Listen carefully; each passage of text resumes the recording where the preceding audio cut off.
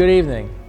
My name is Paul Miller, and I want to welcome all of our viewers and listeners to tonight's special Yom HaShoah presentation.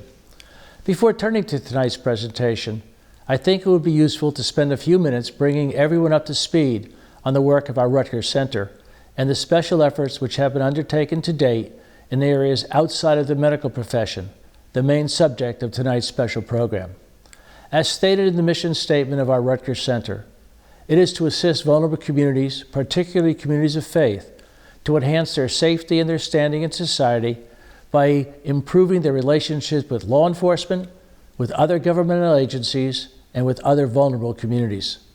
The Rutgers Center officially came into existence in September 2017, but it really is the outgrowth of a program that began several years earlier, which was then known as the Rutgers Faith-Based Community Security Program, which followed the lethal terrorist attack on the Jewish Museum in Brussels.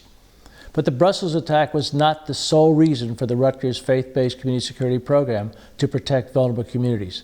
The program really began a few years earlier, following meetings between John Farmer and myself, targeted on finding ways to aid communities on the ground in Europe and America that were facing a rising tide of intolerance, including anti-Semitism, as well as outright terrorist attacks.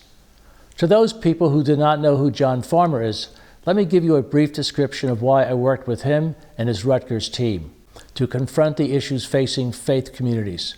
John Farmer was the Attorney General of New Jersey during the 9/11 terrorist attack on the World Trade Center. He was one of the authors of the 9/11 Commission Report.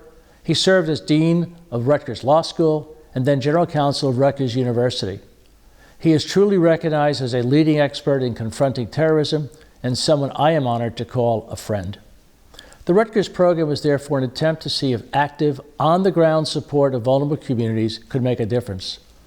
Over several years of work, the Rutgers Faith-Based Community Security Program demonstrated that, in fact, interaction with vulnerable communities could help, as John said when our center was announced, to break down barriers and help build bridges between vulnerable communities and law enforcement, vulnerable communities and majority communities, and among communities themselves is something that is critically necessary. And if there is any doubt about the importance of the work being undertaken by the Rutgers Center today, one has to look no further than the recent attacks on the Michigan State House and the U.S. Capitol.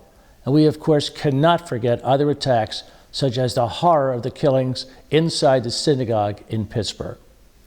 One of the few things our Rutgers Center did was form a partnership with the International March of the Living, the organization which for several decades has undertaken numerous programs to keep the memory of the Holocaust, the Shoah, alive, lest we forget this horror of the past.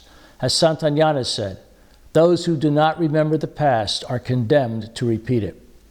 As most of you watching and listening to tonight's program know, I am by training a lawyer. Perhaps because of my profession, but clearly understanding the role that lawyers and judges played in helping the Nazi Party implement the horrors of the Holocaust, we joined with the March in working with legal groups, law societies, and law schools in exposing the role our profession played. Who can forget, for example, the devastating Nuremberg laws? These past actions and programs undertaken by the Rutgers Center in conjunction with the March of the Living bring us to the importance of tonight's special program, the role of the medical profession in supporting the Nazi Party and the implementation of the horror of the Holocaust. One way to begin to think through the role of the medical profession is for each of us to try and answer the questions posed by Shmuel Rees at the Center for Medical Education of the Hebrew University Faculty of Medicine. Could the Holocaust, one of the greatest evils ever perpetrated on humankind, have occurred without the complicity of physicians, their societies, and the scientific professional community? How did healers become killers? Can it happen again? As we ponder these questions, there are several facts we should consider. Percentage-wise, more physicians joined the Nazi Party than did the population of Germany as a whole. Roughly half of all German doctors became party members between 1933 and 1945. The German medical profession played a role in shaping and implementing many Nazi policies. Not only did physicians and nurses support the regime, many became complicit in Nazi crimes. German doctors and medical scientists helped shape Nazi Germany's racial laws. Many participated in forcible sterilizations, human experimentation, and the so-called euthanasia of people with mental and physical disabilities. And just as the doctors supported the Nazi regime, so did the nurses as well.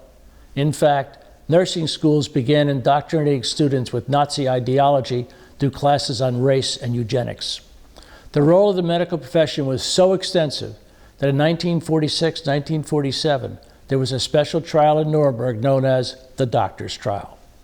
Tonight you will, however, not only hear about the participation of the medical profession in the Shoah, but you will also hear about many other doctors who never forgot their original oath to care for the sick and helped save lives in the ghettos as well as in the death camps, with names like Auschwitz-Birkenau. I would now like to thank our presenters who remind us about the medical evils and courageous efforts of doctors during the Holocaust, our partner, the March of the Living, not merely for tonight's special presentation, but as I said before, for the work they have been doing for decades, the Maimonides Institute for Medicine, Ethics, and the Holocaust, and a very special thanks to the Jewish Broadcasting Service for enabling this special presentation to be seen and heard over its networks, which serve over 500,000 people globally.